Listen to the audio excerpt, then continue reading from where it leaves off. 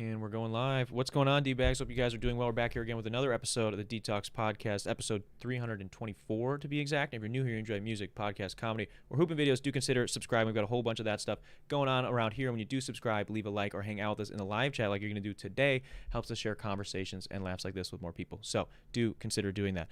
Plus, we've got a whole bunch of other goodies linked down below, music stuff, guests info, all that. So check that out as well. But before I can introduce you guys to my guest this week, I got to talk to you guys a little bit about vacations. All right, we've still got a little bit, maybe a week, 2 weeks max, I don't know, hopefully it's longer than that, of good weather. And there's no better place to enjoy it than with today's video sponsor, Alpine House 2. Up in the UP, all right, Alpine House 2 is a classic Swiss chalet duplex A-frame with a log cabin interior located directly across the street from the Ski Brûlée Resort in Iron River, Michigan. Surrounded by forests, lakes, rivers. Iron River, more specifically, makes Alpine House 2 the destination for fishing, hunting, hiking, and obviously when it does get a little bit colder here, snowmobiling and skiing and stuff like that. They've been pretty consistently booked up over on Airbnb and Vrbo, so check them out over there. But if you want to, you can also reach out straight on their Instagram and tell them that you heard about it from this podcast, that Darren, Rita, or the Detox Podcast sent you over there, and they will set you guys up with a great vacation. They are that handle is at Alpine House 2 on Instagram. That's at ALPINEHAUS number 2. And like I said, I mean it's gorgeous up there in the UP, especially as we get into the fall season. It's still beautiful, so I would definitely recommend checking it out. It's not too far of a drive if you're in the Milwaukee area, or even southern Wisconsin. It's a few hours. Check it out. It's a ton of fun. One last time, it's at Alpine House 2 on Instagram to stay up to date with other renovations, bookings, and more. So shout out to Alpine House 2 for sponsoring an episode of the show. Also, I did mention this is the 324th episode of the show, so we've been doing it for a while. We haven't missed a week, all right? And when I started out, I wish I would have had our second video sponsor in my back pocket, because our homies over at Impulse Cameras would have helped me skip a lot of headaches early on. Whether it's cameras, gimbals, lighting, microphones, etc. They literally have all of it. They even have a space for you to go record and make your own content if you so choose. Impulse is located in Oak Creek, Wisconsin's Drexel Square. They have all that good stuff I just mentioned, but they don't just have great gear. They also have extremely hardworking and talented staff that will help you get the gear that you need at prices that actually fit your budget. If you're still not convinced, they also offer super legit rental programs to allow you to get your hands on some gear early without spending the money. And they have monthly memberships so you can get discounts on gear as well as exclusive access to a Discord and more. So check out at impulse.mke on Instagram or impulsecameras.com. Like I said, they're linked down below as well. One last time, that's at impulse.mke on Instagram or impulsecameras.com. And you can check out everything they've got going on around there. So shout out to them as well for sponsoring another episode of the show. Now, with all that good stuff, all the church announcements out of the way, I'm excited to be kicking with my guest this week. She's pretty famous here in Milwaukee, I would say. We've got to give a very, very wet detox welcome to lawyer, content creator, matcha enjoyer, Sophia, a.k.a. SOPHINLAW, is here. Thank you. Thank you for being here. Yeah, I'm excited to have you on the show. I jokingly was telling you as we were coming upstairs that some friends of mine I'd ran into at one of the night markets, and she was introducing me to her friends. She's like, "Oh, this is Darren Rita. He does Detox podcast." Da da da da. They're like, "Okay, we just met SOPHINLAW like 20 minutes ago, and that was a way bigger deal." And I was like, "All right, yeah, that is a way bigger deal." So now I'm meeting SOPHINLAW, which is exciting. I mentioned you're a matcha enjoyer. I know you're on the search for the best matcha in Milwaukee. I am. Where are we in the search right now? I know people are following it on your page, but is there a clear front runner right now? I would say there's 3. Okay. To be fair, I've done, I want to say officially like 26 episodes, 27 episodes. Wow. So we're pretty deep in. I did a ton back in March. Like I probably did 15 episodes in the month of March. Like I was really going ham every day. Very well caffeinated in March. Yeah. I was going nuts. I would say top 3 favorites right now are Rochambeau, which I'd actually never been there until I went there for the matcha, which that feels like blasphemy to say because it's like a staple in Milwaukee, but their matcha's great. If you go up to Whitefish Bay, the matcha at Fitzy's is great. Okay. I did include all the suburbs in my series because I wanted to be generous to the people who live outside of, downtown Milwaukee or, the sort of must-see neighborhoods. Like, there's obviously a lot of stuff in Walker's Point, but let me include the people in the suburbs. Yeah. So Fitzy's up there is great, and then Anodyne. Anodyne, they really clinched it with their spring matcha feature. It was like honey jasmine matcha. Whoa. It was amazing, but it was seasonal, so rip, it's gone. Oh no, that's so good. That is the tough part with like living in a city like Milwaukee where there's so many microbreweries and then like little new coffee shops pop up here and there, they'll make something one time and it's gone forever. Like I know I used to work at a brewery and we would get like special beers for like a week or 2 weeks. And people will be like, that's my favorite beer. And like they come back the next week or they come back a year later and they're like, do you guys still have this? And I'm like, we haven't had it for like a year and a half. It's like it doesn't exist anymore. We made enough for you to have one glass. Sell me on matcha. What is like were you always a big matcha drinker or were you what put you on? Because I recently got into matcha as well. Okay. I will say I've always drank tea. I'm Moroccan. We love tea. We specifically love mint tea. So matcha is not like mint tea at all. I was going to say, it's a green tea. What got me on it, actually, ironically, I drank a lot of Dunkin' matcha in undergrad, which like is not very good quality, but I was just like, I don't need coffee, but I need something. And it was so cheap that I drank so much Dunkin' matcha. And this year I tried a few matchas and I just was not impressed. Like I was just disappointed every time. Like it's gross and it's bitter and it's definitely not supposed to be bitter. And sometimes coffee can be a little too much in the afternoon when you're slumped a little bit, but I didn't just want like a tea or an iced tea.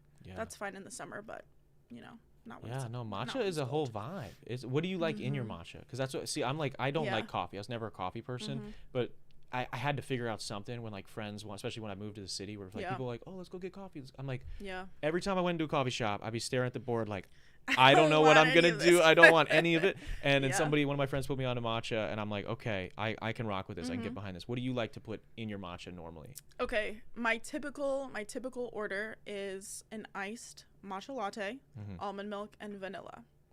And that's just like my control flavoring. So that's what I try and get at every place that I try because that's how I make it at home. So that's my go-to, but I do love trying like the interesting flavors. Like Brujas on the south side, they had a guava syrup. That was that's probably really good. It was super good. Wow. But it can be florally, it's earthy. I mean, I already like tea, so I sort of had like the basis of like, I know I like tea. I don't always want a coffee. But when it's made right, it's just like smooth, earthy, and enjoyable. Should not be bitter. Should never be bitter. I rock with matcha. I like sweet stuff. Like I like a little bit of sweetness in the matcha as well. Stone Creek has one of my they do a blended matcha.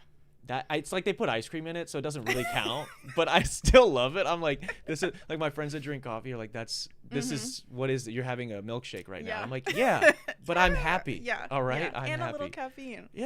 A little bit, just enough to get through. That's excellent. Okay, so we do have some front runners, and that's what you like in your matcha. I mentioned you're also a lawyer, which obviously most people that follow you, that know who you are, they know that about you. We were talking a little bit as we were kind of getting ready to do the show that you've been practicing for a couple of years now. Prior to that, you were making content like while you were in school.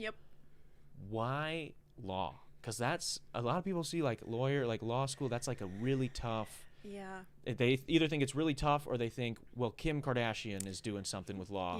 So what was for you? What was the decision making process? Okay, so in undergrad, and honestly, from like age 8 to probably age like 22, 21, I was convinced I was going to be a doctor. I was like, I'm going to do high school in like a few years. I'm going to go to college. I'm going to go through college super, super fast.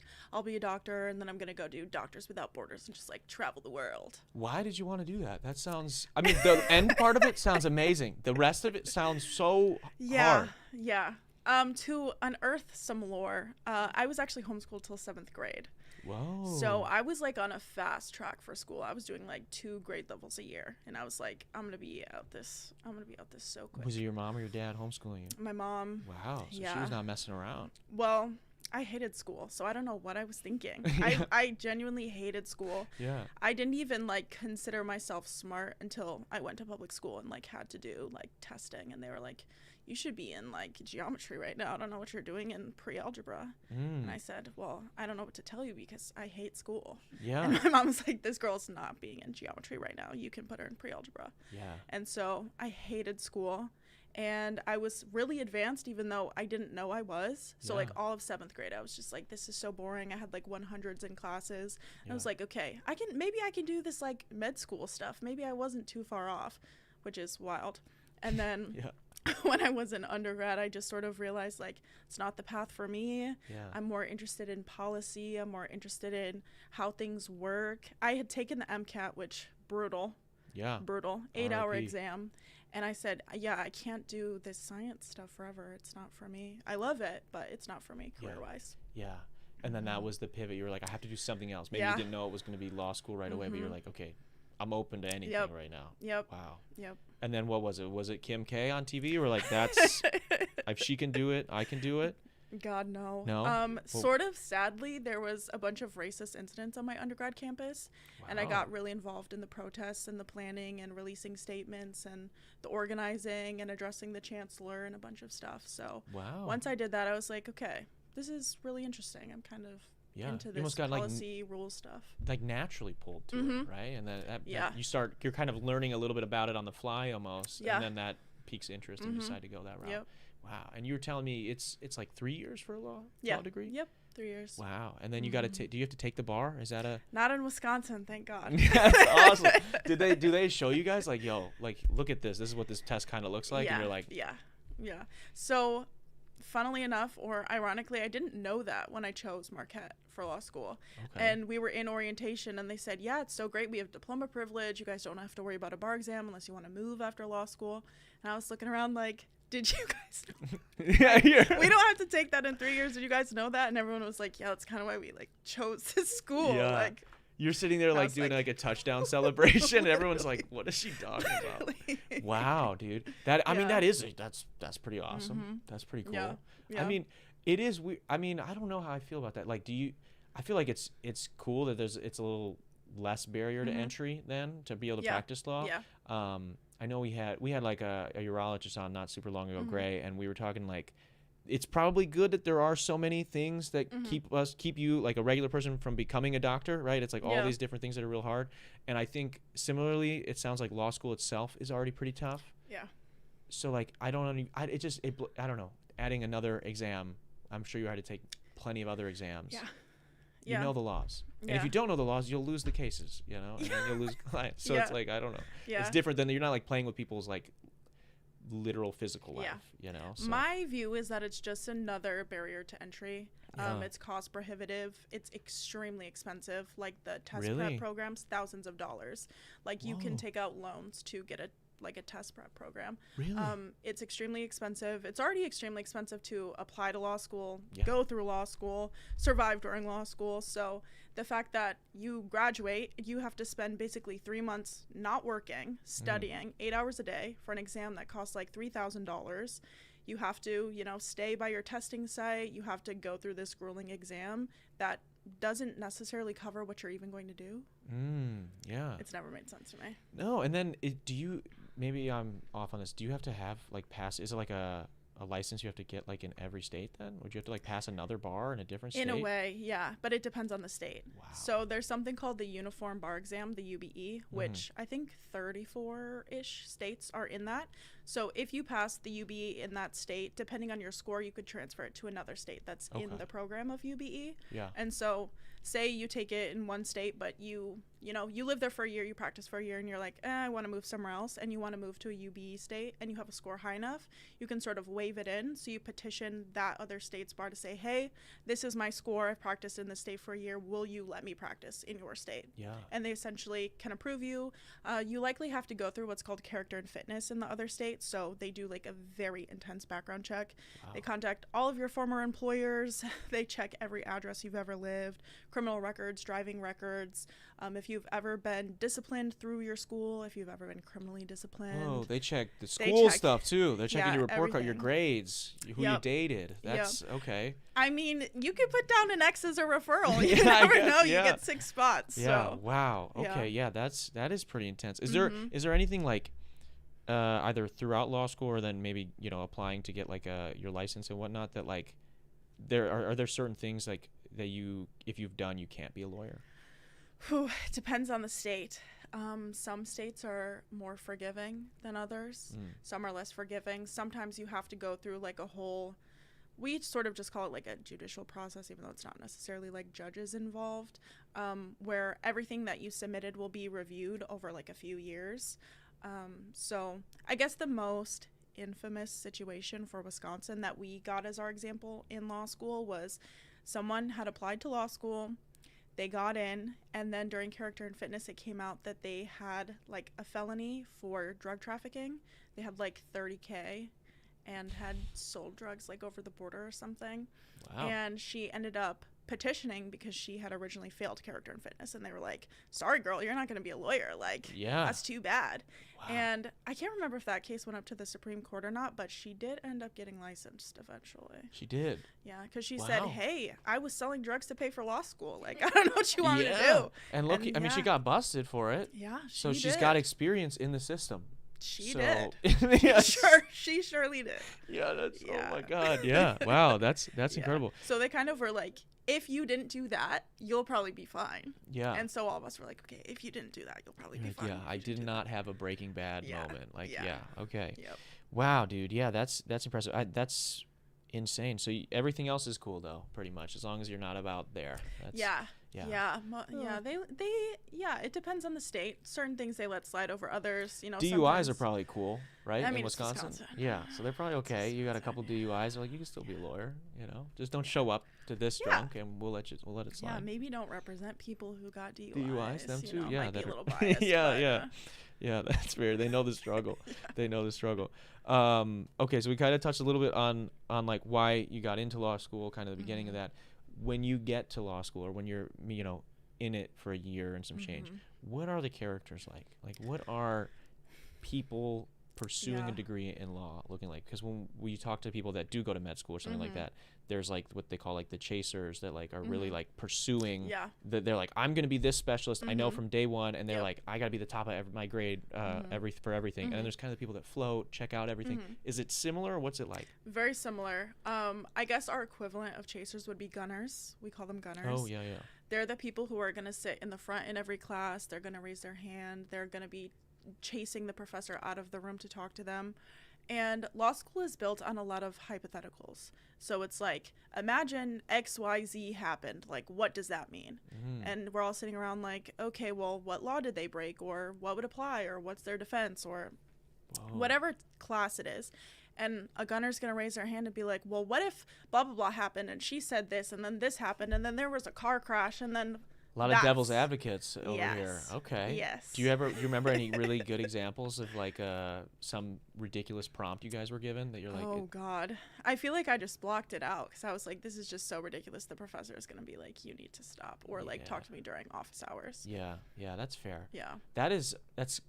I know some people in my life that would probably love a class like that. They're just, no matter what I say, they're gonna say the opposite back to me and make me explain why I think what I think. And I'm like, are you my friend or what, dude? And they're like, well, what about this? Or what about, okay, man. All right. Sometimes you have to wonder, like, is this genuine curiosity? Like, are you really trying to just deep into the material, or are you just hoping no one gets called on for the next case? Yeah. Like, who are you looking out for? Someone didn't read today. Yeah. Looking out for them. Wow. Okay. So is that a lot of your classes then are like discussion based? I would say as you get up, so like your second year, your third year. So we have 3 years. We call them 1L, 2L, 3L. When you get into 2L and 3L, it's more seminar based, workshop based. But your first year, your 1L year, you're in what's called doctrinals. So those are like the absolute core classes. It's constitutional law, criminal law, torts, contracts, God, what else? Property law, and then writing. You'll usually have like a writing class or research class, depending on what law school you go to. Yeah. So those classes are set for everyone. You take the same ones each semester, you know, as everybody comes through. That's just the order that they do things in. Yeah. And so in those classes, it's like 70-something students all in a lecture room. And depending on the style of the professor, they're just going to call on people all day and say, tell me about this case. What are the facts of this case? What happened? What rule did the judges decide? What does that mean for the law? How was XYZ applied? If you were this person's attorney, what would you do? Stuff like that. Yeah. And you go through every single case in those doctrinal classes sort of in that format. Like almost everybody does it that way. If you're at a more traditional school or you have an older professor, they might make you stand up and recite things. You don't get to use your materials. You don't get to go off of anything. You just off the dome have to say, this is what happened in this case and this was the result kind of thing. And some of them, they will make you stand there until you get the answer. Until you figure it out. Or they will stick with you until you get the answer or say something, say anything. Yeah. Wow, that kind of stressful. Yeah. Kind of stressful. Yeah. But I feel like being a lawyer is a little stressful, you know, especially if you're going to court and stuff like that. Yeah, you have to stay on your toes. Yeah. Yeah, I mean, it's one of those professions that, like, you see in TV and film. Yeah. And you think, like, I feel like people either think, like, oh, that would be really cool, or you're like, man, I hope I don't have to deal with a lot of this in my life. And I would be the latter, I think. I feel like we also have the reputation of, like, being squares. Like, they just expect people who go to law school to be, like, really, really intense or just, like, absolute squares. And there's characters in there. Yeah? There's some characters. Yeah, what are, like, with all due respect, the dumb kids like in law school? Like, the fun, like, class clown, goofy kid. What's that guy like? And they're probably the comedic relief, give a silly answer during a case. Do they still get the degree, you think? Most of them? Some of them? Okay, hell yeah. That's what. Yeah. I will say, law school gives the impression that you have to be the type of person there to be there at like 6 a.m., 7 a.m., grinding all day, pulling 12-hour days, like the most intense, always working weekends. And that works for some people, for sure. You definitely have to work hard, but in my opinion, the people who were most successful in my class had a really good balance. Like, they had really rich social lives, they had significant others, they did events, but they studied hard. Like, school was school, and when they were in the school building, they were there to do their work. You can always have a silly, goofy time, though, and the law school can facilitate that sometimes. I mean, there were organizations that would put on events. We had like a wellness organization that would like do cute stuff on campus. There's sort of this tradition in law schools where one night a week or maybe every couple weeks, everyone will go to one bar together, and it's called bar review. And to someone who doesn't know someone in law school or doesn't understand, you might think they're going to review for the bar exam weekly, but everybody's actually going to get like absolutely wasted on Thursday. That's awesome. So everybody just goes and joins this communal experience of like being at the bar together, hanging out, mixing and mingling with people who maybe aren't in your section or in your grade or whatever, and just like getting to know each other. And that event truly does break the ice, even if you don't drink, because I didn't drink for most of law school, and I had a great time at bar review. Yeah, love bar review. I feel like that's a vibe. Yeah, and you guys you also too. I feel like when you're in a field that's like the work is very serious. You know what I mean? Like that is serious, and it does require a very significant amount of like dedication to like prepping and being on top of things. To have a space where there's like play, and it's like, all right, we're all gonna work really, really hard, but we all are going through that same thing, so it's kind of cool to just like kick it and talk shit about that thing that we're working really hard about. That's gotta be fun. Well, law students? Do you guys beef with anybody? Like, who are your guys' nemesis like on campus? Probably the dental students. Really? Okay. Why do we hate dental students? Because they would come into our building all the time and take up our study tables. Oh, shit. During final season, like, they would pop out. They would pull up in their scrubs, so we would know who they were, because none of us are wearing scrubs. We're wearing, like, average clothes, or there's always a suit guy. Every class has one guy that wears a suit every day, whether he just wants to wear a suit or if he has, like, a professional life, a real job, something outside of school, because there's part-time students, too. Sure. So everyone has a suit guy in their class. I love that. The dental students, they always take the freaking tables. Yeah. And they just study in our building. I don't trust the dental students, man. I don't trust them. I had to get my wisdom teeth taken out last year, and this guy, they had me sign in the like as he's like about to like he just gave me a shot for something, and he has me sign this document that's like just so you're aware, like what did he say? Oral surgery is not an exact science, and there's all that. And I'm like, what does this mean? I'm like, bro, you just shot me with something already. Like, what? He's like, oh, nurse, can you have him sign this real quick? And I'm like, oh, I guess. And I've got like shit in my mouth already. And I'm like, okay, I guess. Hopefully it doesn't go wrong. But yeah, so I don't trust them. That's probably why they were beefing with you guys. Yeah, don't leave any pieces. They're doing sketchy shit. Mouth. Yeah. I mean, to be fair, they have to go to school for 5 years, whereas we have to go to school for 3. Yeah. So, rip, I'm so sorry for you guys, but they took our tables all the time. Yeah. And that was personally really annoying for me as someone who I sat at the same table every day. Everyone knew where to find me. Like I was front and center in like the general hangout area. So it's like, you guys are at my table. This is you my guys spot. are in the study room. Like, get out. Especially if it's a big campus or a bigger campus, go find somewhere else, right? You have your own whole building. We have our own whole building. Oh.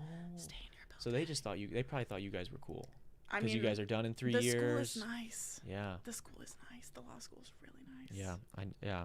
I do. I know somebody who one of my regulars at my old job, he does like audio video stuff at the law school specifically. So he would always like tell me I have to come up there and check out the studio. I still haven't yet, but it's beautiful. The pictures he's shown me are beautiful. Yeah.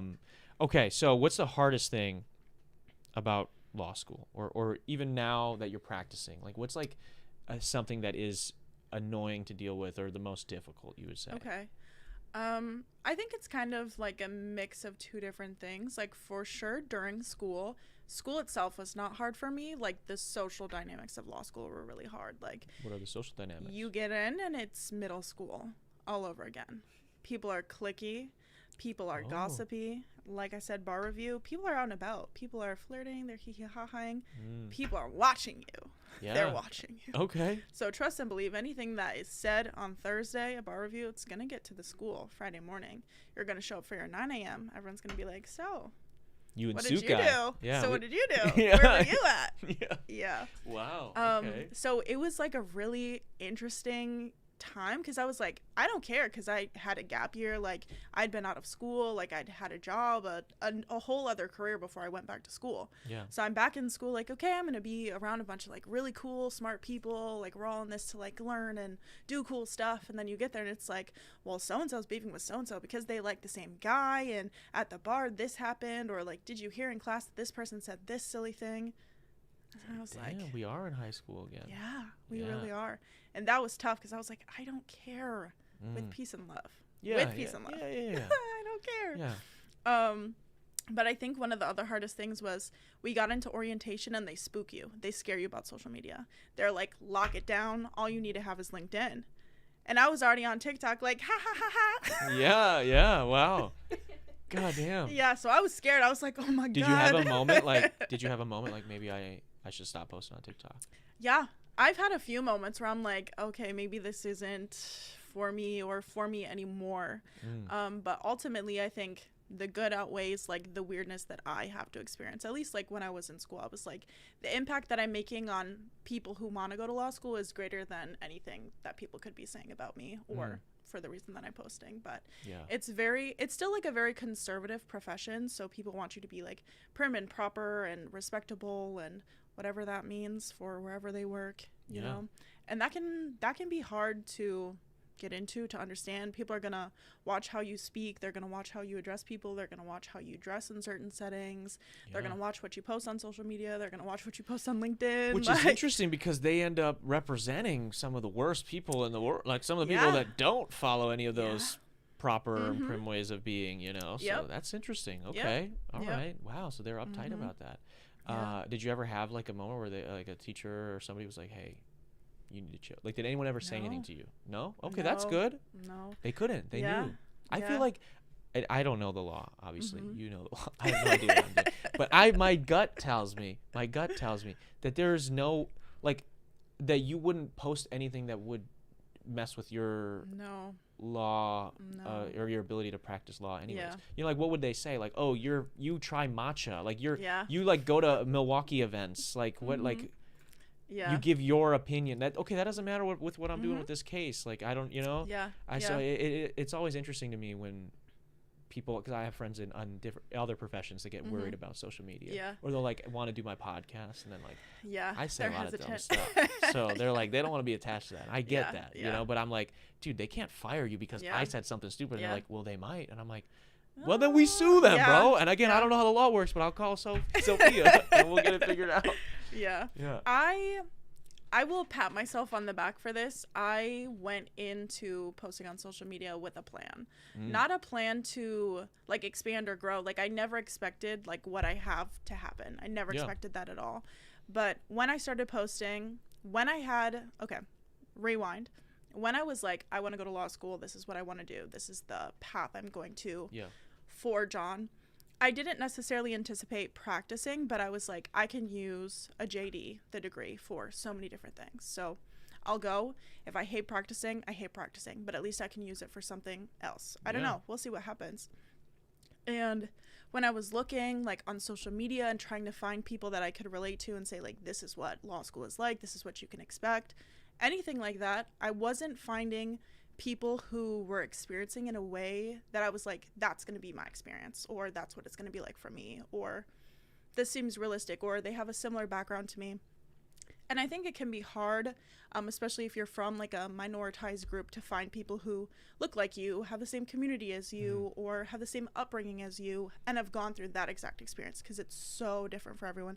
So different based on where you're from, what school you go to, if you go across the country, all types of stuff. And I wasn't finding anybody that I related to that had similar experiences to me, where I was like, okay, this is someone that I can look to as like, yeah, maybe it's not so bad. Maybe it's not so extreme.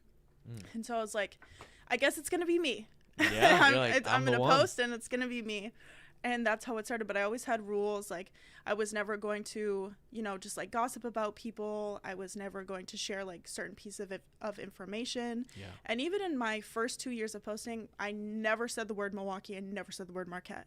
Wow. I was super vague. Like, sometimes I would show bits and pieces of the school and I was like, people can figure it out. It's whatever. Yeah.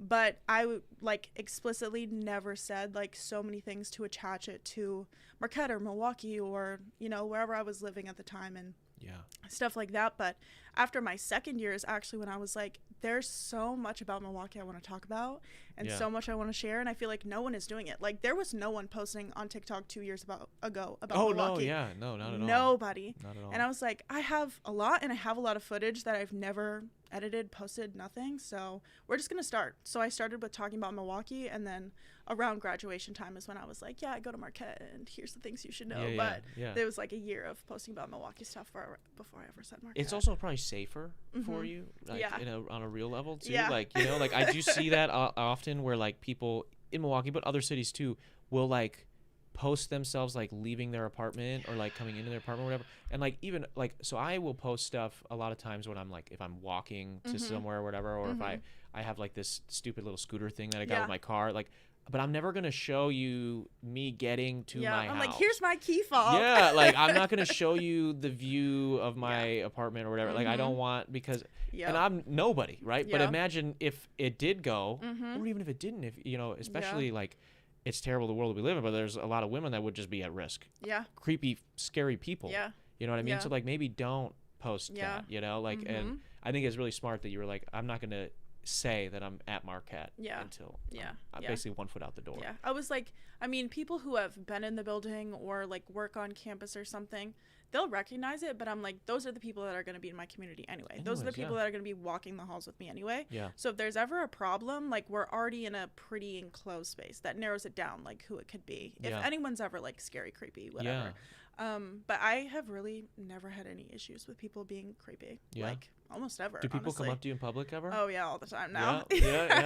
You like go out to eat and they're like, oh my god. Do you do pictures, or are you a no picture person? People never used to ask for pictures until this summer. This summer is when people started to ask for pictures, and I'm just like, yeah, excellent. That's gotta feel good. It's gotta feel good. It's sweet. It's sweet. Yeah. Oh, that's cool. That's really cool. What you mentioned when we were talking kind of how law school works, like the classes work, right? You were mentioning how like there's a lot of hypotheticals. There's a lot of people asking all these questions.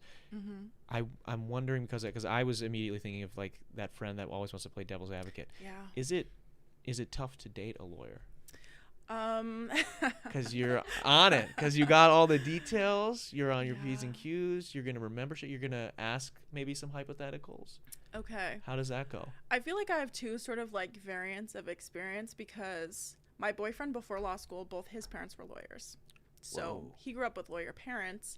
We never argued. Never argued. Really? We like rarely had conflict. Wow. Like, very calm, very communicative man. It was great. That's awesome. During law school, oh my god. Yeah. I mean, you know, it's bound to happen. Everyone has their law school tryst or their law school relationship. A lot of great relationships come out of law school, don't get me wrong. But it's hard because Marquette they get a lot of out-of-state students, and a lot of out-of-state students want to leave. So if you get in a relationship with someone who's from somewhere else, they're probably going to leave. That's going to be like a huge issue.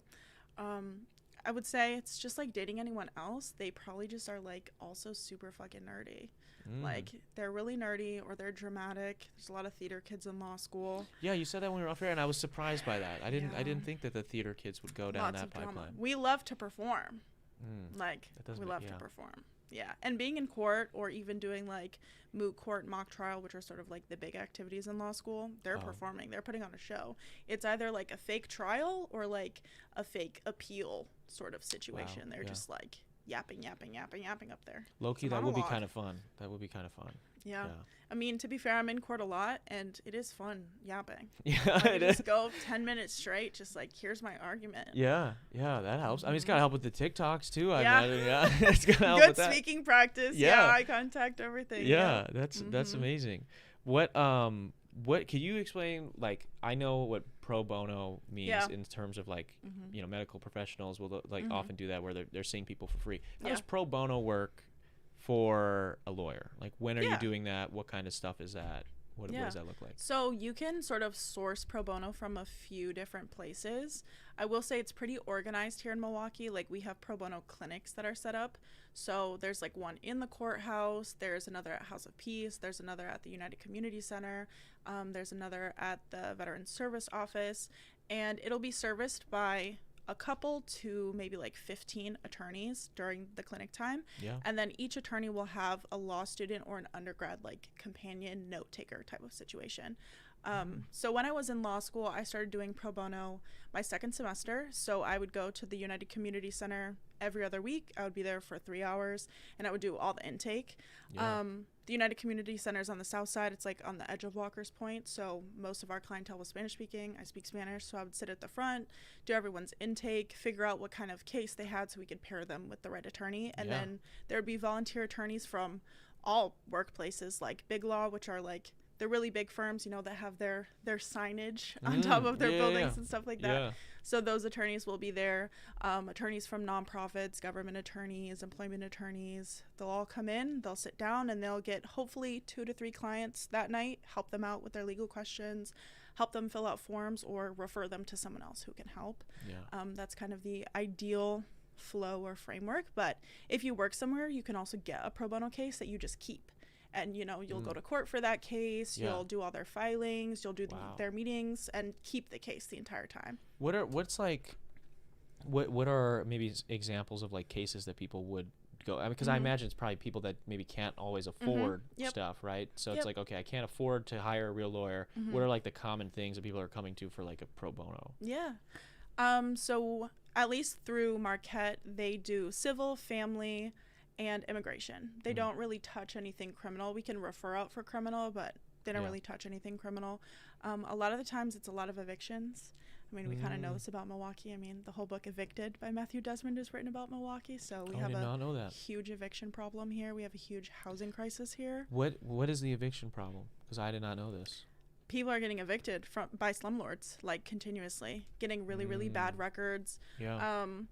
There's a lot of issues. Yeah, I mean, I know there's the housing shit for sure. On each other. But it's like, it's some shady practices going on as to why people are getting evicted so frequently. Oh. So Milwaukee's a really segregated city. There's a lot of areas that are food deserts. There's a lot of areas that are not serviced by public transportation. There's a lot of people who lose their vehicles to various reasons, crashes, don't have a license, criminal history, whatever the case may be. So it just like compounds.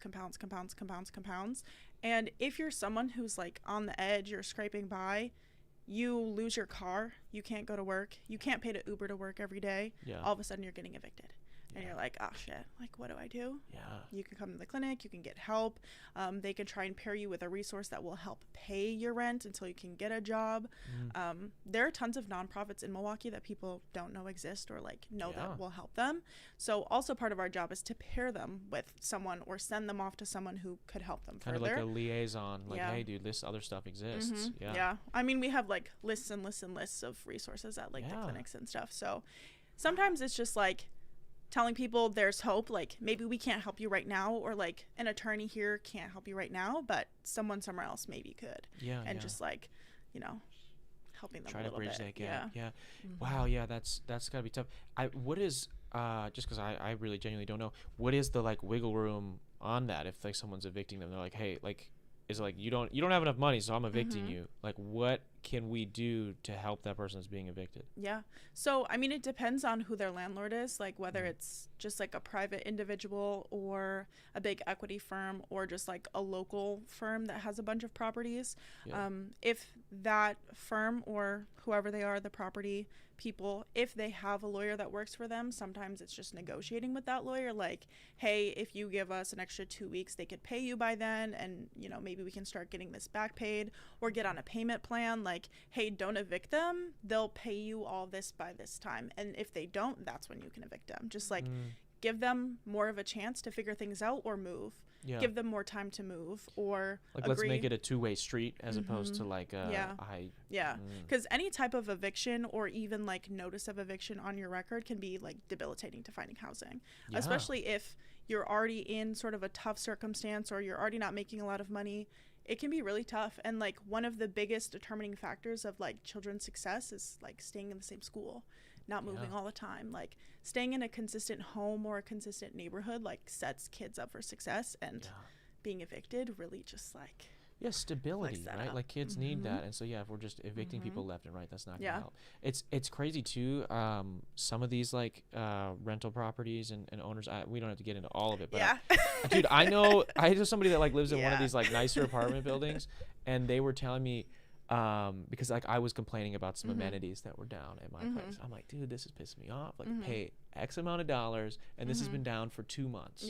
I'm like, it's part of what they sell this place on, and it's been down for 2 months. I'm like, and I was bitching to my friend about it, and she tells me, she's like, her friend stayed at this spot on the other side of town, and their like pool was down for like 3 months or something like that. Like we missed the whole summer. And she was like, dude, I pay X amount of dollars for this to be available. And she was a lawyer. And so she like served them a paper, like a demand letter or whatever, saying like, I'm not going to pay. I want this amount of money back. For rent. They paid her. They were like, nope, we're spooked that we're not messing with this. And it just, I don't know, it's just sad like how often I hear stories about like rental properties taking advantage of people and then hoping that you won't do something about it. I think like one of the most important things you can know is your rights as a tenant. Like if you know when you're allowed to withhold money, you have to notify them. Like don't just say I'm not fucking paying you. You have to say you know, not legal advice, but don't do that. Sure. What can like, everybody go tell them that SOPHINLAW told you that you don't have to pay this shit. Like you have to be careful, but knowing your rights and even just being able to say like, hey, this statute says like you're required to do this, that'll scare them. Like when I moved for law school, the place like 2 places ago that I'd lived was trying to come after me and my roommates for like some random damage that was done like 6 years before we lived there. Wow. And I knew that because I'd been there for so long. And I like hadn't lived in that specific apartment, but I like knew people that did. It kept like passing over to people, and I kept knowing the people that lived there until eventually I moved in. And I called them. I said, I'm not paying that. This person 6 years ago did that. Like you're not gonna make me pay for that. And I was like, I'm literally in my law school building right now. I'm not doing you want me to look at my professor right now and we'll talk about this? Come on. Don't play with me. That's dude, it's just grimy. They get away with all these weird things. I just don't like it. And then too, like we're talking about people living like check to check and like not barely being able to pay for rent. I know buildings, I won't say which buildings, that have deals like backroom shady deals with these towing companies. And they'll like, dude, they will not send like a text or something if someone's parked in the wrong spot or whatever. They will just automatically get you towed because they have and they literally give all the people that move in a number to call for the specific towing company that they already have lined up. So it's not like so it's not like, oh, someone's in your spot, so you would make that call like, okay, I've been waiting for 2 hours, I'm gonna call someone to tow them. It's like, no, we want to get as many people towed out of this lot as possible because we get a kickback on that. It's disgusting. And I can't prove it, but I know. It's like that Dexter me. I'm like, I can't prove it, but I know, dude, because it was like a whole big deal. My friend and we ended up like, I refused to have this person towed. Okay. Like I was like, I just don't want to do that. I know how much it sucks. It's $300 some, and then they add on all these other fees and shit. I'm like, I just don't want to do that. And so I went to like their management and was like, hey, can you guys just send a text? Yeah. And they were like, well, we don't really do that. I'm like, no, you do. You send mass text for like a heating thing or this. I'm like, you can send a text. You can take care of it. Just send a text and say, hey, they got 15 minutes to move this car. Yeah. It's in this spot. Yeah. And they did, and the person moved, and it was whatever. I would just, why can't we do that? Because they have a deal with the other people. That's why they can't do it. Yeah. It's all about the moolah. It pisses me off. It's all about the moolah. What's something that would have made law school easier? Something that would have made law school easier. Wow. Someone would have made my food for me, like a private chef. Okay. That would have been great. You weren't on like a meal plan or anything. Do they do that at Marquette? I don't know. In a way, you sort of can. In my opinion, it wasn't great. Yeah. Like I packed a lunch every day, but it was just like so boring. Like someone else do this for me. Like I don't want to have to think about this because I'm reading for 8 freaking hours. Like I've had enough. I don't want to come home and have to think, what am I making for dinner? Yeah. I don't know. I just read a bunch of gobbledygook about like some shit that happened in 1863. And you had suit guy asking questions, and it's just too much, dude. Yeah, yeah. You don't want to deal with that. Too much. Okay, yeah. So someone would have been prepping food. That would have been easier. What's a misconception that people have about either law students or lawyers in general? Like, what's something that you hear people say, or maybe you thought before you were one? Yeah. And now that you're in it, you're like, that's just not reality. Well, I actually didn't know this until I was in law school, but a lot of people view lawyers as liars. They're like, lawyers are more prone to lying, or they're scammy and stuff like that. And to be fair, there definitely are people who do that. Sure. There definitely are liars. There definitely are scammy people, but that's in anything. And it can be hard because what we view as like getting to the truth or like getting to what needs to be covered or applying the law, it's very different from what feels good to the common person. Like the common person might be like, that's really fucked up that that's happening, or that's really fucked up that this is that way. And it may be.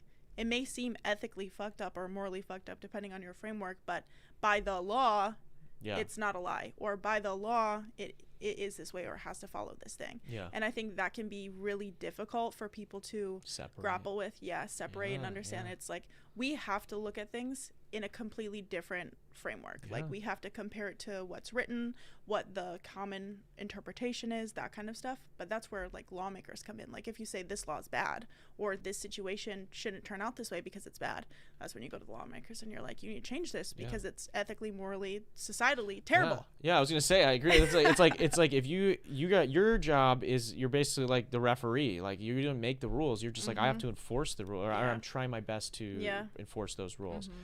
So if we have a problem with the law, then that's it sort of puts the importance on. That's why we should care about our lawmakers and stuff like that. And it can be hard because you're going to court with people who maybe don't always understand, or they've had no contact with the legal field in any regard, criminal, civil, whatever the case may be. They don't know what's going on.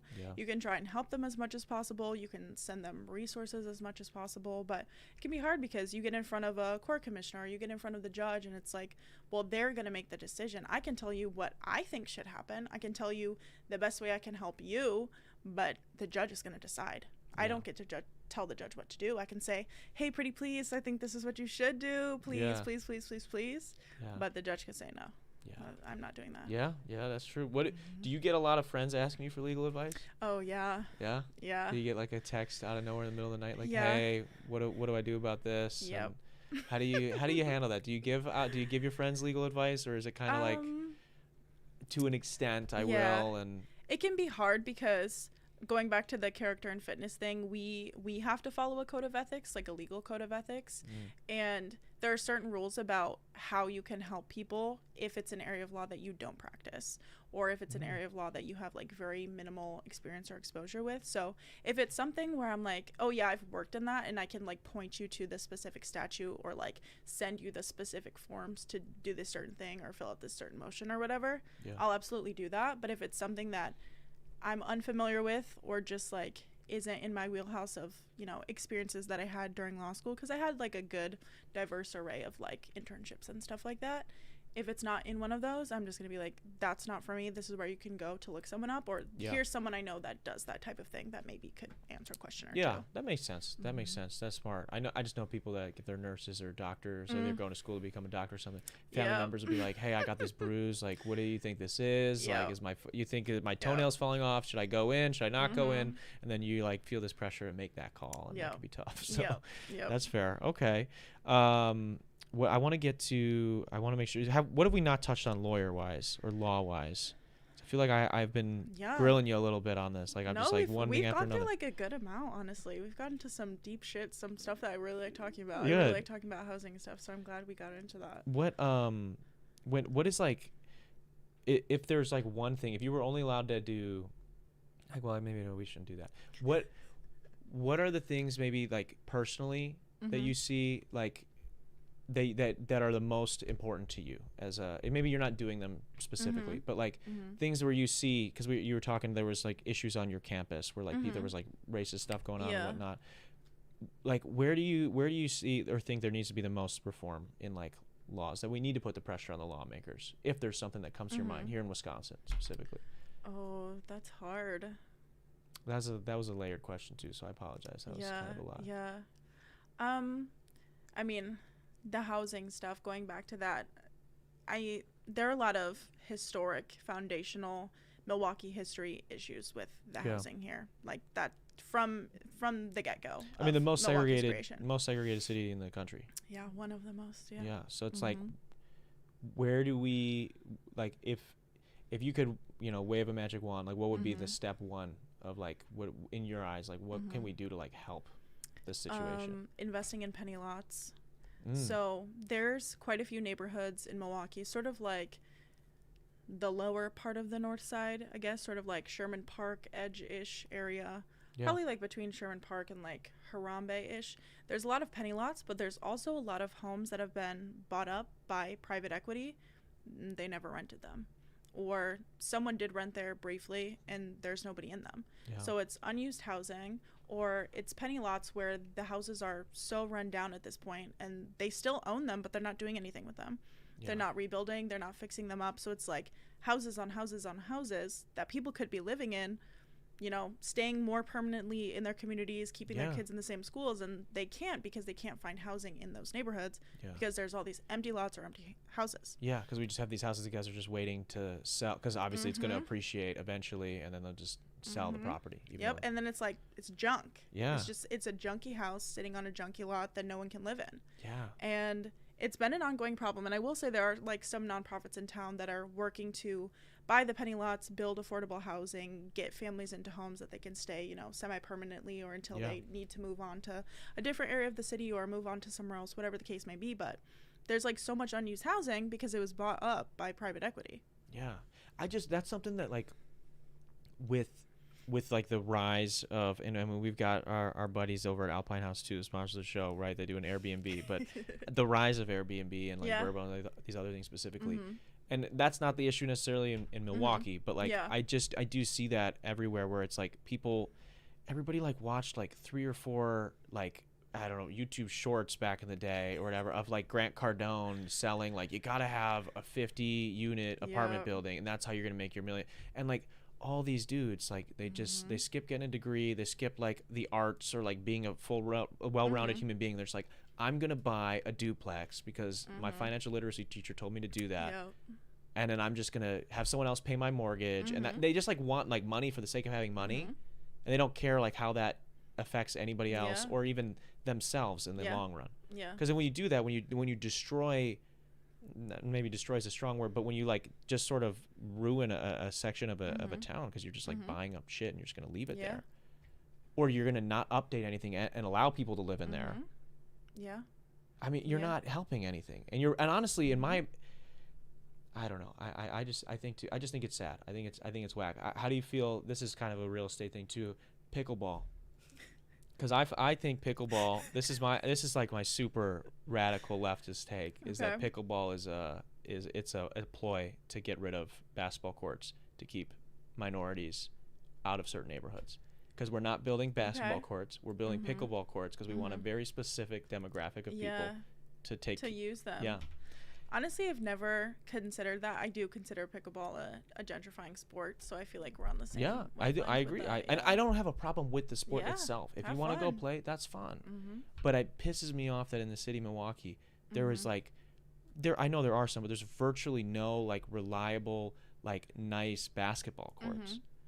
for kids to like have a thing to do, right? Like people complain about like youth doing, you know, crazy whatever with the Kias and all this other dumb shit, right? But we don't want to give them anything to do that's fun or productive. Yeah. And all the pools that close down because they don't have enough lifeguards. There's like empty pools all That's over what I'm the city. saying.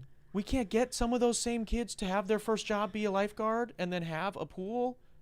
Like we're gonna build a 7th pickleball thing. Yeah. So that, you know, the frat bros and then the old white motherfuckers can play. You know, I sound like I hate pickleball. I've never played it. Or the 87th dog park. Yeah. That maybe has a microbrewery on it. That's what they're gonna put in there, right? That's what I heard that. I heard that from somebody. Yeah, I'm just like. Through the grapevine.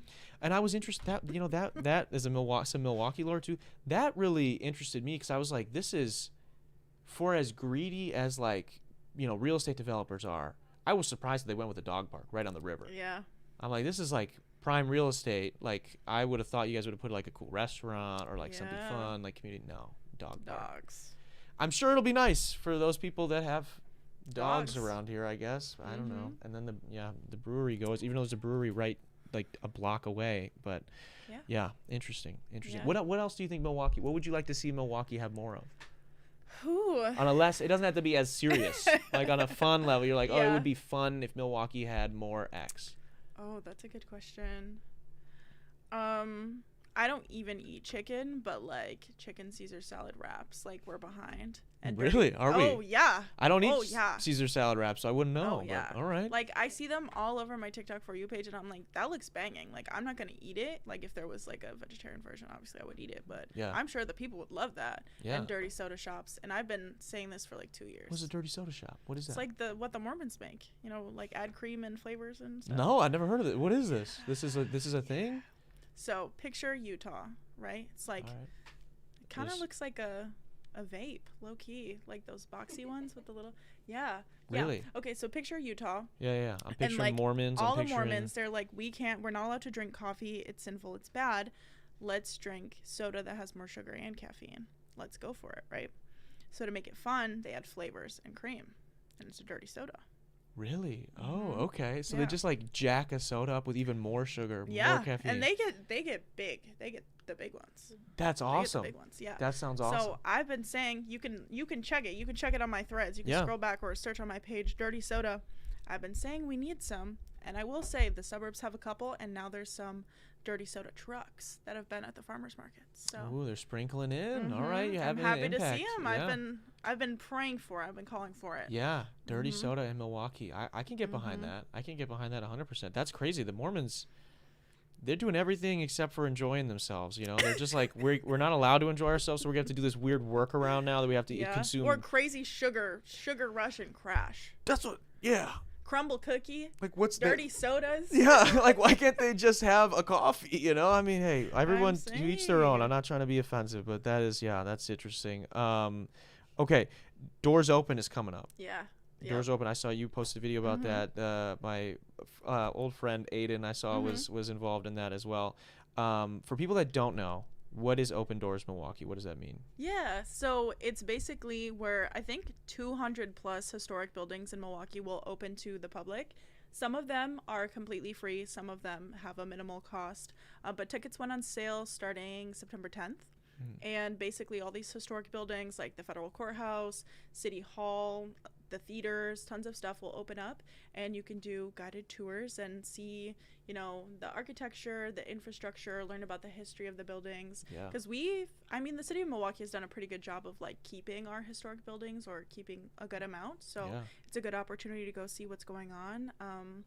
It's hosted by Historic Milwaukee Inc., which also has like a gift shop where you can do the tours out of there too, and they do a ton of monthly tours too. So it's like all year round some of them are available, and then this is like their big shebang of like everything you want to see and more is like it's here right now. This weekend. That's super cool. I always thought that was cool, like when I first moved here, that they had a thing like that, because I just think that I don't know if other cities do that. I'm sure they do something similar, but like it is cool, and there are so many cool, unique old buildings in Milwaukee that make it specifically more fun. Yeah, and sometimes you walk by a building and you're like, I don't know what this building is for. Clearly something, and it's your chance to go see. That's true. Yeah, there's a few on my list that I walk by all the time where I'm like, I don't see people in there. I Yeah. don't see cars around it, and it looks like kind of a castle. So I'm like, yeah, I'm gonna have to check this out. Yeah. Hopefully that's in the open doors and whatnot. Okay, so we touched a little bit on the matcha stuff. We talked on lawyer stuff. We talked a little bit about Milwaukee open doors and whatnot. What have we not gotten to today that we need to touch on, or what's on your mind? It's like, what's pissing you off? What's got you excited? Oh, good question. I'm like trying to think of like what I talk about online. Like I talk a lot about books, talk a lot about Milwaukee. What are some books that what's like a spicy take of yours in regards spicy to take book? on books? Yeah. Ooh. I'm trying to think of all the book talk drama that always occurs. Yeah, book talk they're for real. It's an interesting place. Yeah. What do you like to read? What do you like to read? What kind of books? Oh, big range. Love fantasy, love romance. I try to read like 25% nonfiction a year at least. My reading goal every year is 104 books, so 2 books a week. That's what I try to do. Jesus Christ, yeah. Are you a fast reader? Are you let me see. What'd Let you me see read what this book past number week? I'm on. Yeah, what book did you read this past week? Or what 2 books? I read The New Kids, which was about immigrant children in New York City that go to this international school and their experience, with their paperwork, their stories, their situations that they're going through. Like this one girl was like going through an arranged marriage, and this one kid was brought to the U.S. for like this scholarship situation and was lost. Like the people who were sponsoring him like lost him in New York City. Oh wow, that's not good. Some intense stuff. That was nonfiction, or is that a fiction book? Nonfiction. That was not. Oh yeah, Jesus, so it was like memoirs of these kids and what they were going through. Wow, yeah. Yeah. I'm at book 83, so I finished. That was my 83rd book that I finished.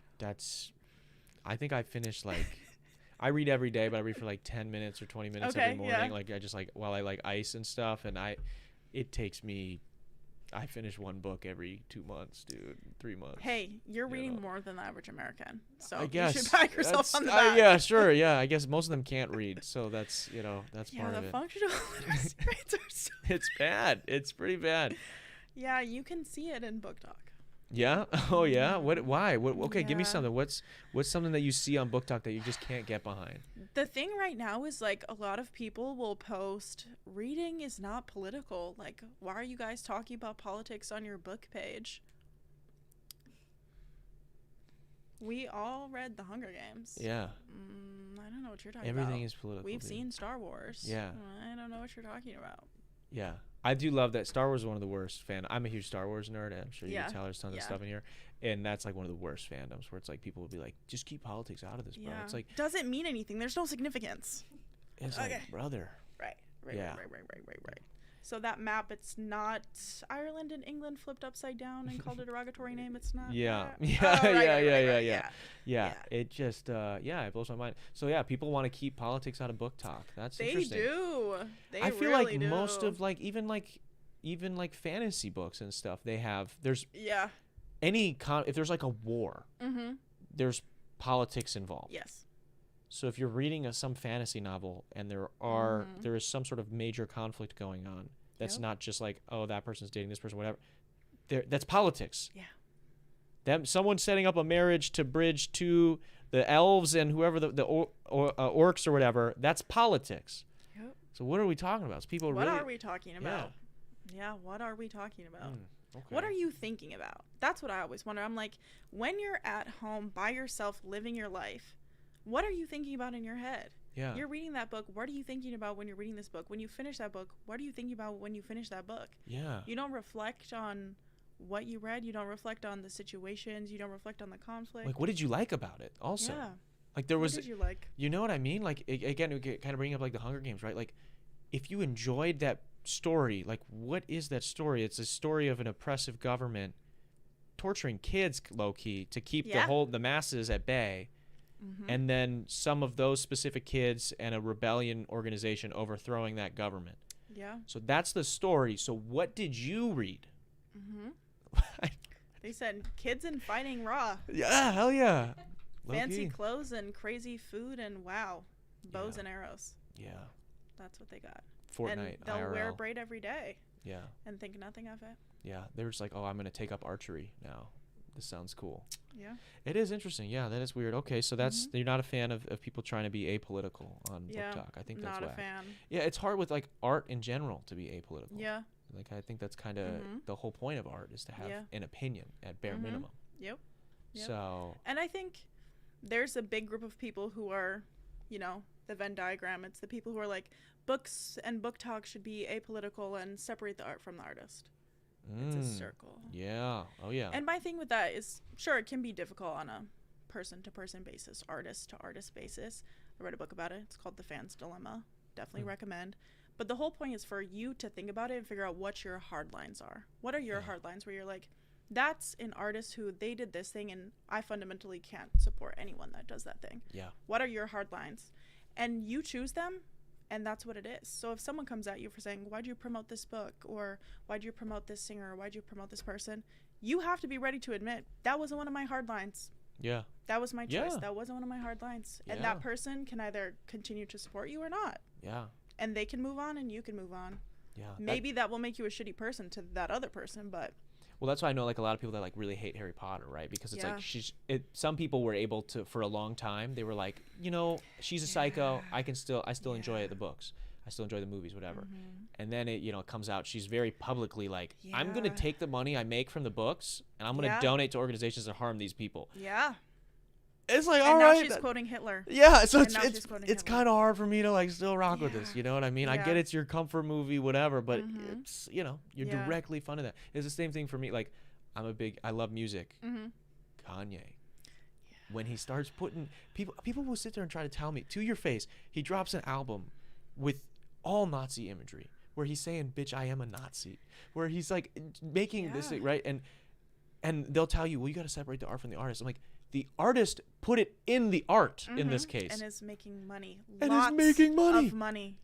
So I'm like, no, I can't listen to it. I'm sorry. I know he made Graduation. I love Graduation. You know, it still hurts. Every once in a while, I'll skip it when it comes on. Every once in a while, I will still listen to it. It's on the workout playlist on Spotify is long. Oh my God, dude. Oh my God. But it's like, you know, if I'm at the gym and it comes on and I hear Stronger, I'm like, yeah, this is a great song. And someone else turned it on so I can listen to it. But yeah, you know, you got to have, I think that's a good point. You got to have your own hard line so that when you do get pressed, you can back it up. You're ready. And if that's your choice, that's your choice. And the other person gets to also make a choice whether they want to support you or not. Support you now because you support that. Yeah. That's the thing that cracks me up is people will go, they'll get upset. Basically, they're not upset at the artist for, or they're like, they'll say that they're like a champion of free speech, that they like really, they're like, well, people should be able to say and do what they want. Like, I still want to support Kanye West or, you know, J.K. Rowling or whatever.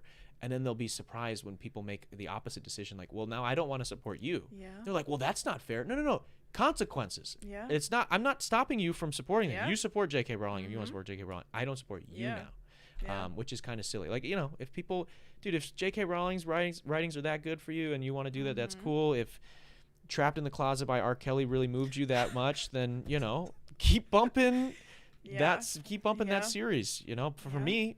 When he started molesting kids, I had to... That was my hard line. I had to step back. I'll admit it. That was a hard line for me. That was tough for me, yeah. My thing, too, is, like, in a way, this also shows the importance of physical media. Because it's like, if you bought it once, that's the amount of money you contributed to that person. That's it and that's all. If you're like, my car still has a CD player, I'm putting Kanye Graduation in that bitch. Yeah. He's not making any money. He made that $12 off of you in whenever, and that's it. That's all he got. Yeah. That's it.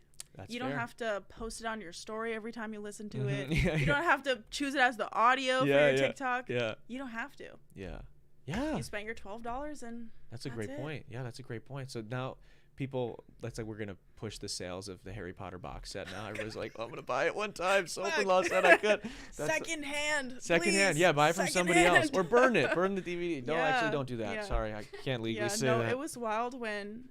There's like cycles on Book Talk, like going back to Book Talk, where people are like, oh my God, the lady who wrote A Court of Thorns and Roses is a bad person, which she arguably is. What'd she do? She used the death of Breonna Taylor to promote A Court of Silver Flames. How did she do that? She quite literally wrote it in the caption with a post. It was her cover reveal of the book. So she did like a BLM. Also, my book is out. Yes. No. Yes. And it's still up. It's on her Instagram. That's just brain dead.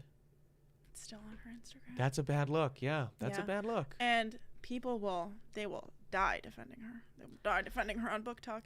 It's like, if I'm going through and I see a book video and I'm like, wow, this is so fun, and I see like the cursed rainbow on their shelf, I'm like, scroll, not interested.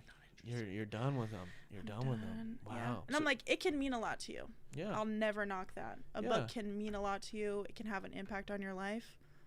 It's just not for me. That's okay.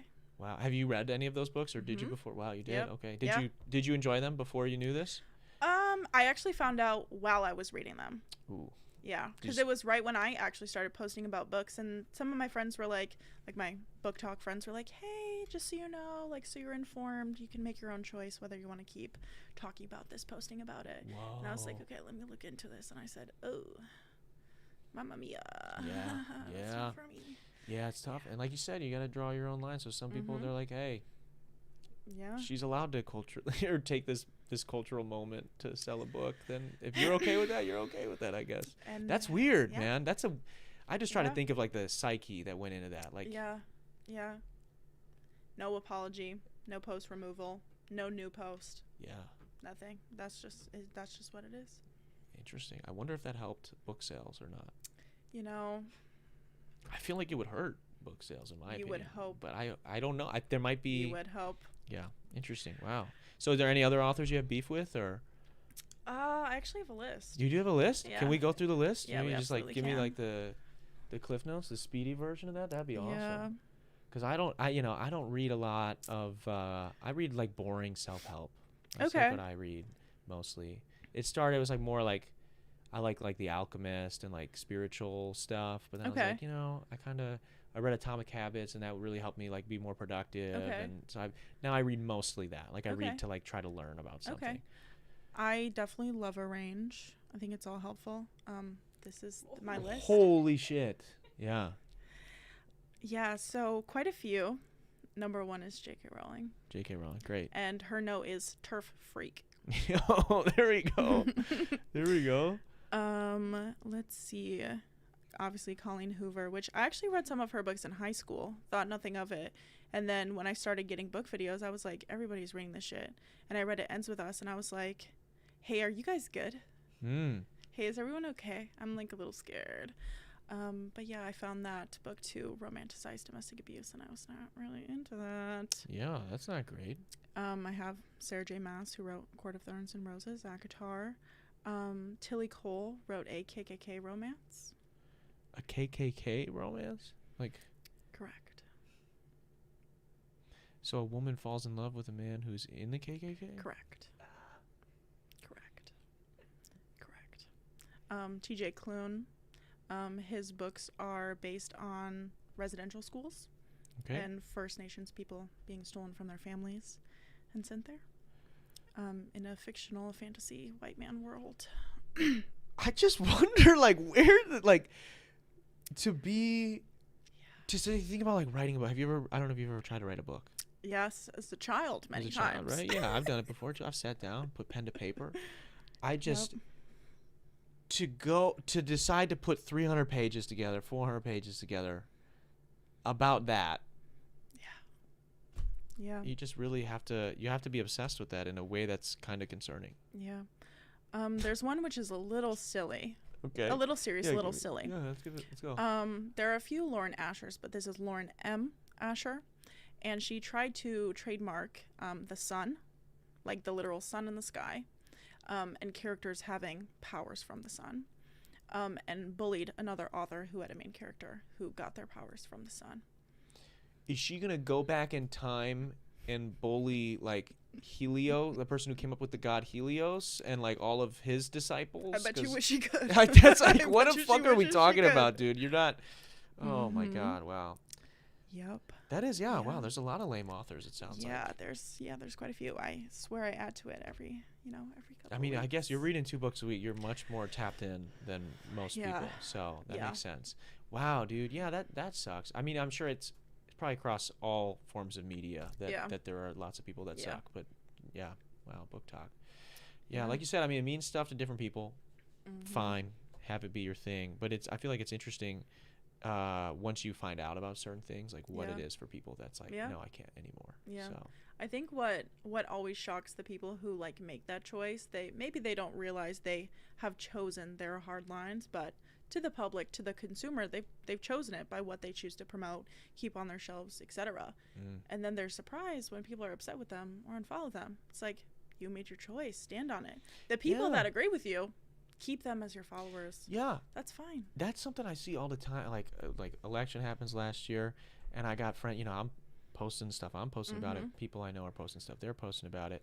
And a lot of times people will say shit like, well, if you don't, whatever, unfollow me. And it's like, okay. Sign up. All right, peace out, man. And then they're like, yo, bro, like, what's the problem?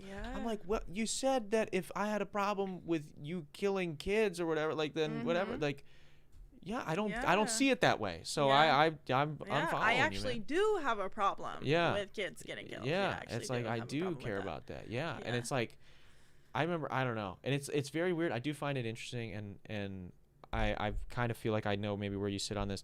It is a lot of times like right-leaning people that are like the most sensitive about you unfollowing them. Yeah.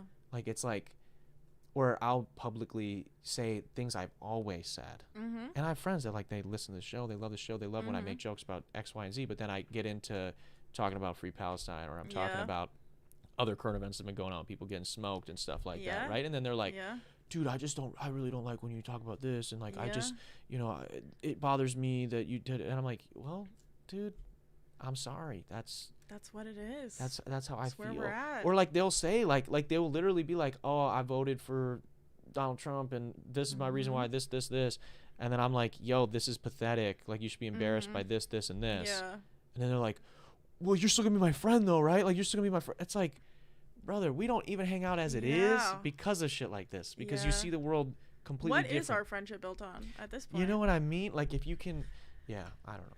Yeah. It was hilarious when and we don't have to stay on it for so long, but when the election happened last year, there was like I posted just like ranting like some stuff about like policy stuff, because everybody that they blind polled like on policy voted for Kamala. Like if they would have voted just on policy, but they didn't vote on policy. And so I was just like posting rants about that. I was complaining about tariffs and all this stuff about how the idiots didn't understand tariffs. And I had people with like actual degrees from like big institutions. And I'm not going to say it because I don't want those people to text me again. But like from institutions here in the city, multiple people reaching out to me and being like, I had never thought about it that way. I'm like, you didn't Google search what a tariff is? They're like, I had never heard anybody break it down like that. I'm like, really? Oh my God. Yeah. And then they're like, are you mad at me?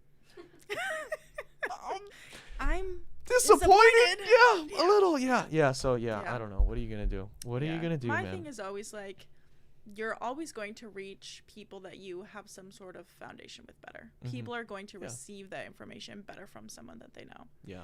Do I always want to be following people who are posting semi stuff? No. Yeah. But if there's someone that I think is reachable by them, like maybe even just passively consuming something that I've said, that's a win. Do I want to argue with everyone all the time? No. Absolutely not. Absolutely not. But we're all privileged in some way, some form to be able to reach certain people. I'm like, my white mom, she's always fighting on Facebook. And I'm like, that's for you, and that should be for you. Yeah. And thank you. Yeah. That's your job. That's your white family. Yeah, that is who you should be fighting. Yeah. Like, I'm not going to fight with them. I'm not fighting with my uncle about what the fuck food stamps are. Yeah. Like, oh you can. Yeah. Yeah. I've said it before that, like, I think, I sometimes think there's a unique person that can change somebody's mind. Like, maybe it's not me that person is, but I bet you there's like one person out there that I know, either in my circles or whatever, maybe they'll see a clip or whatever, and for whatever reason that has nothing to do with the specific issue, they'll trust me. Yeah. And that'll be the reason that they flip. And the same thing vice versa. Like maybe they heard it from their friends, they heard it from their parents, they heard it from other minority groups about some issue that it was important, and Yeah. none of it stuck. And then their favorite Twitch streamer says it, and they're like, They're like, oh, wait, yeah, this cool person said that. yeah. This person that And I however, respect yeah, said that. and I guess like I do see the utility in that in some case where it's like, yeah, you know, like you're saying, like I'm not gonna unfollow every single person that I disagree with. That's not how I agree. Like if we've been friends or we grew up together, there's something like maybe there's a way, even if it's passively, that I can reach that person. Yeah. You know? I do think it's important because especially for guys, I think that there's like, it's so easy for them to get like just sucked down the red pill pipeline, incel pipeline, if they don't have like people in real life that they speak to. Like I've seen multiple of my friends that like, I mean, I don't speak to them. It's been years since I spoke to them because like they got radicalized so quickly, and there wasn't enough people around them to be like, dude, like you have not spoken to a black person. Can you just like we live in this small little town, you know? It's just I don't know. Yeah. And so I try to be there for people, but like you said, at a certain point, it's not your job to like argue with everybody and exhaust like, yourself. It is a skill being able to gauge like who you can see that potential in. Yeah. And it's not always a safe position for you to be in. Or like you have to be careful about like who is a safe person for you to hold space for. Like the more minoritized your identity is, the harder it's going to be for you to engage with those people safely. So it's our job as the people with less minoritized identities in whichever way, whatever combination, whatever intersectionality, wherever you sit in that, that's a skill that you need to learn. Like, this is my place right now. This is someone who I know is not going to actively come after me or really hates my group or whatever. How can I shift their view on these other groups? How can I help out these other groups that I'm not a part of? Yeah, that's a good point. That's a good way of putting it. Well, I appreciate you being on the show, dude, and talking shop with you a little bit. This has been great, and we got into a pretty wide range of stuff, so I appreciate it. Sorry if some of my shit was a little ridiculous. I know I'm all over the place, but I appreciate you making the time. All of Sophia's stuff is linked down below. You can check out the TikTok there. I also want to say a quick thank you to everybody who tuned in live, as well as people that maybe were listening days after over on Spotify or here on YouTube. I want to say a quick shout out to our patrons. They should be up on the screen right now if you guys are interested in getting behind the scenes access to extra videos, extra podcasts, as well as a series where I break down how I mix, master, write, record every single one of my songs. Go to patreon.com/Darren Rita, and you can help support the channel for as little as $1. Also want to say a quick shout out to Alpine House 2 for sponsoring another episode of the show, and Impulse Cameras.